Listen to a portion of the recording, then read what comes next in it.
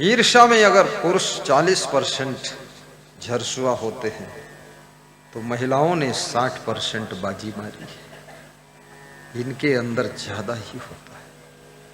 अगर देवरानी के पास में एक कटोरी भी ज्यादा है, एक कटोरी के लिए जल भन के राखो जी कि हमारे तिरवत्तिन हो जही जत्ती देवरानी तिर।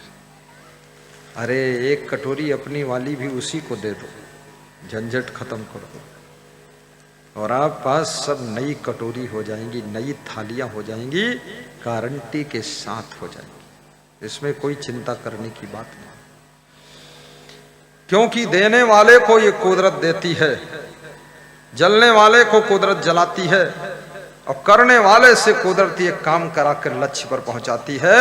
और याद रखना, जो सब के लिए शुभ कामना सोचता है उसके लिए ये कुदरत मदद करने के लिए खड़ी हो जाती है। बिगड़े हुए काम भी बनने लग जाते हैं। जोर से ताली बजाया करो। भक्ति में बड़ी शक्ति होती है, इस बात को कभी भूलना मत। सीतापुर जिले में एक माता जी रहती है, उसने 8-10 मेरे प्रोग्राम करवाए, 10-12 बार पधरौनी करवाया। अकेली वह खड़ी हो जाती है। उनके पति देव थे तब तक वो भी साथ में, पति देव नहीं रहे तो भी वो उस भक्ति के प्रभाव से उनका परिवार थोड़ा कमजोर था। उनका बेटा शिक्षक बन गया, बेटे का बेटा MBBS डॉक्टर बन गया, पोती इंजीनियर बन गई, सब बनते ही जा रहे हैं। तो हमने कहा माता जी ये तुम्हारे भक्ति के पुण्य से ही हो रहा है और कोई नहीं कर रहा है। तुम्हारी भक्ति ये सब खेल रच रही है। उस माँ का नाम श्रीमती सुशीला देवी उर्फ मास्टराइन, निवासी महमूदाबाद अवध, ये पास में खड़ी है। आप दर्शन भी कर सकते हैं, ताली बजा सकते हैं। ये जीता जागता उदाहरण है। बहुत बड़ी श्रद्धा है, मन होता हर साल प्रोग्राम करूं, क्षमता नहीं है पर फिर भी मन मानता नहीं है। कहती हैं पधरौनी तो कर ही तो। हालांकि बहुत लोगों ने डरा भी दिया है कि असंग साहेब को बुलाना बहुत कठिन काम। कितने लोग कहते अरे उनको बुलाई हो, जमीन जगह बिक जाई, घर बकरी बिक जाई, काहे बर्बाद हो गया। ऐसा डरा दिया लोगों ने। झूठे लोग, बैठो माता जी, झूठ बोल बोल कर डरा दिया। आज तक जितने लोगों ने प्रोग्राम मेरा किया है और जमीन खरीदा है, मकान बनाया है, किसी की जमीन बिकी ही नहीं है।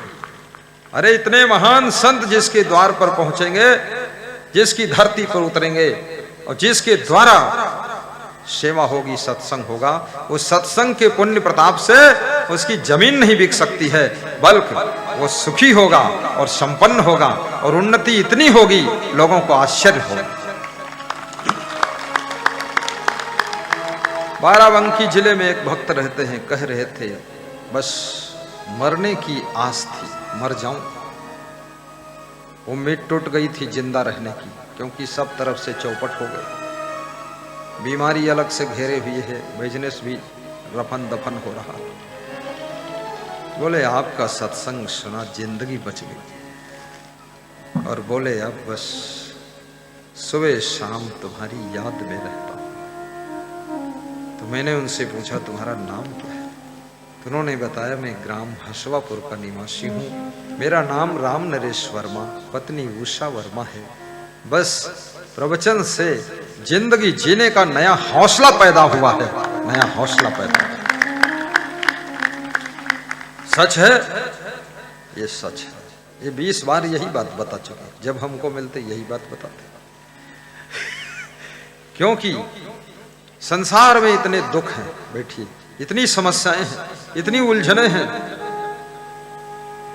कि मनुष्य का कभी कभी मरने का भी मन हो जाता है कि अब जीना मुश्किल है। परंतु याद रखना, जिंदगी जीने की हिम्मत जिनकी टूट चुकी है, वे भी अगर रोज ट्रिपल डोज लें, सुबह दोपहर शाम सत्संग सुने मोबाइल की यूट्यूब में, तो पुनः जिंदगी जीने की हिम्मत जुट सकती है, जुट सकती है। क्योंकि जिंदगी अमूल्य है और जिंदगी से जुड़ी हुई चीजों का मूल्य है। इन मूल्यवान चीजों के नुकसान के कारण अमूल्य जिंदगी को खो देना ये बहुत बड़े घाटे का सौदा है। इसलिए कृपा करके अपनी जिंदगी की रक्षा कीजिए। और जिंदगी है, जान है तो जहान है, और जान नहीं तो शमशान है, और सत्संग है तो इंसान महान है, और सत्संग नहीं सुनेगा तो इंसान रात दिन परेशान है, परेशान है।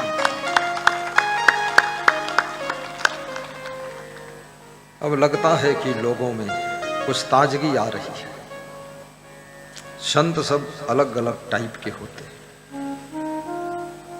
मैं इस टाइप का संत हूं कि सत्संग सुनते सुनते थोड़ा तुम हंसो भी, तुम्हारी मुस्कान देखना चाहता हूं, तुम्हारे दांत गिनना चाहता हूं कितने हैं, और तुम्हारे सुंदर चमकते दांतों का दर्शन करना चाहता हूं। और तुम तालियां जब बजाते हो ना तो ये मंडप प्रफुल्लित हो जाता है, और संतों का मन प्रफुल्लित होता है, और एक दूसरे के अंदर बहुत सुंदर भाव जागृत हो जाते हैं। इसलिए ताली से तालमेल बैठ जाता है, और ताली बजाने से बीपी हाई लो नहीं रहता, कंप्लीट हो जाता है। और ताली रोज बजाओ तो शुगर भी खत्म हो जाता है, और ताली डेली बजाओ तो घर में भी तालमेल बैठ जाता है, और ताली खूब बजाओ तो लोग पागल भी कहने लग जाते हैं। अब हाँ खाम खां बजाओगे गांव में तो लोग कहेंगे पागल है, ताली बजाता दौड़ता जा रहा है। ताली बजाना चाहिए, लेकिन ताली ऐसे नहीं बजती ना ना। राम गुलाम जी मनसापुर वाले ध्यान देना, ताली कैसे बजती है? जब अंदर में आनंद प्रस्फुटित हो जाता है, आपका हृदय जब खुश हो जाता है, तब तालियों का जन्म हो जाता है। ऐसे ताली थोड़ी बजती।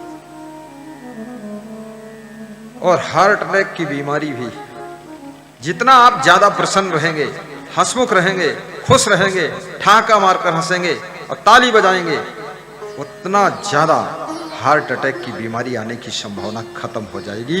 इसलिए याद रखना, हंस करके जियो, खुश होकर के जियो। कृष्ण हंस कर जीते थे, राम मुस्कुरा कर जीते थे, कबीर प्रसन्न होकर के जीते थे, और तुम कैसे जीते हो ये तो तुमको पता ही है। टेंशन में जीते हो। टेंशन छोड़िए, फैशन छोड़िए, नशा व्यसन छोड़िए, और आपकी जिंदगी हंसी खुशी से भरी होना चाहिए, हंसी खुशी से भरी होना चाहिए। कितनी महिलाएं शादी के बाद उनको देखो तो ऐसा लगता है सब कुछ लुट गया है, ऐसे बैठती है जैसे अब कुछ बचा नहीं है। पति भी मिल गया, बच्चे भी मिल गए, घर मिल गया, सास बहू सब मिल गए, ससुराल मिल गई, गीत गाए गए, ढोल खूब बज गई। अब वे स्वयं आखिरी में ढोल बनकर बैठी है, ऐसे रोया जैसा चेहरा है, हमारे बहुत दुख है। अब ये करते रहो तुम, अरे किसको परवाह है तुम्हारी, चिल्लाते रहो, रोते रहो। कोई टेंशन नहीं। कौन सोचता है तुम्हारे बारे में, क्यों मुंह ऐंठते हो? संभल संभल कर कर्म कीजिए, सारे दुख सुख में न बदल जाए तो बता देना, कांटों में भी खुशबू आना शुरू हो जाएगी, और जिंदगी की राह आसान हो जाएगी। हंस करके काम करो, खुश होकर काम करो, आलस्य बिल्कुल मत करो। कल मेरा पधरौनी का कार्यक्रम उन्नाव में था, तो नाम नहीं लूंगा, लेकिन जिनके यहाँ पधरौनी थी वो तो सब खुश थे, पर एक लेडीज आई थी बड़ी निराश उदास, ऐसे मुंह वाठे फैलाए बैठी। तमकिन का कौन दुख भवा जो हम आए लिया वाठे फैलावत मुंह बनावत। तो हमने सोचा नाम पूछ ले। हमने कहा नाम क्या है बेटी, कहाँ से आई हो? बोले जहां से तुम आए हो तहां से हम आए। हम गए हाय खतरनाक भाई। तो हमने कहा हम कहाँ से आए? लेकिन तुम बागर मऊ से आए रहे हो, तो हम हूँ बागर मऊ की रिहा नौट का। तो हम कहते तो ठीक है, कहा हमारे तुम्हारी बराबरी है, इन तो का कोई कमन तुमसे। बड़ी खतरनाक। तो हमने कहा ठीक है बैठो। हम सोचे आप बात बढ़ाइए हो तो उठ के गला न पकड़ लेगा, तो हमने अपना सत्संग शुरू कर दिया। तो वह सत्संग के बीच में थोड़ा मुस्कुरा, थोड़ा हंसी, हमके अब लगत है लाइन पर की दिमाग आ रहा है। फिर उसके बाद सत्संग चलता रहा, चलता लगा, और बीच में रोवे लगे। तो हमने कहा यो यार नाटक है लंबी, पहले लड़ते रहे, फिर हंसते है, फिर रोवत है, करैया का जान न पहचान हो, तड़क तड़क बोलत। तो सत्संग जब खत्म हुआ तो हमने कहा, सबसे हाल चाल पूछा, नाम पूछा, तो उससे हमने कहा तुम्हें माता जी बहुत दुख है क्या? कहीं हम बहुत दुखी हैं गुरुजी, तुम्हारा प्रवचन सुन के हम जिंदा हैं। हमारे सासू बहुत खतरनाक है। हमने कहा कहाँ है सासू? कल ये बैठी का बगलों। कहा खतरनाक? कहा हम सोई थे, हमारी चुटिया पकड़ के नोच देती और हमका मरती है। तो हमारी इनकी चोटिया नचौर हो चुकी है, पटकी पुटका हो गई है, हम थोड़ा कमजोर है, बहुत मारी ने हमका गिराया। हमारे ससुर अच्छा ही बचाए लेते हैं, ये बहुत कूटते हैं सासू गुरुजी। हमने यार ये क्या लफड़ा हो रहा सत्संग में, रोआ धोई। तो बोले किससे रोऊं, कोई सुनने वाला भी नहीं। मैंने सोचा अरे इतना ये कौन अध्याय प्रारंभ हो गया। खैर वहां बहुत भीड़ नहीं थी, नहीं बहुत बेइज्जती। देखिए सबके बीच में रोना भी नहीं चाहिए। कहाँ रोना है इसका भी हिसाब लगा लो, दुख है लेकिन समय से रो। बहुत उसने बताया, बोले सासू से पटकी पुटका हो चुकी है, मार कूट सब कुछ, जौन तुम प्रवचन में सुनावत हो सब कुछ हो गवा है। तो हमने कहा आगे का इरादा है? बोले आगे का अब हम इतनी कमजोर हुई के ना, सासू बहुत तगड़ी, तो अब इससे लड़ना मुश्किल है। दुखी थी वो, अब इस तरह का दुख याद रखना, वह कार्य मत करो जिससे सास ससुर तुमसे एंटी हो जाए। उस आदत को छोड़ दो जिससे माता पिता तुमसे नाराज होते हैं। उस स्वभाव को बदल दो जिससे आपके परिवार के सदस्य आपके विरोधी बन जाते हैं। और उस वाणी को चेंज कर दो जिससे आपके घर में आपको कोई पसंद ही नहीं करता है।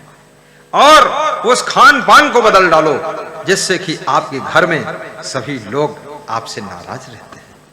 और ऐसी जिंदगी बना लो कि सबके प्यारे बन जाओ, दुनिया से न्यारे बन जाओ और सबकी जिंदगी के सहारे बन जाओ, तो सब आपको हाथों पर लेकर के रहेंगे। याद रखना किसी का चमड़ा और कपड़ा प्रिय नहीं होता है, अगर प्रिय होता है तो आदमी की जिंदगी के सुंदर कर्म ही प्रिय होते हैं। इसलिए अच्छा कीजिए तो सब प्रेम देंगे आपको। बोलिए सद्गुरु भगवान की जय।